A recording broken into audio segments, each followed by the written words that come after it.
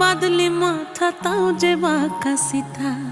মেদিনীপুরে রায়না চিরন বাঁকুড়ার ওই ফিতা, আর যতন করে বাঁধলি মাথা তাও যে বাঁকা সিথা।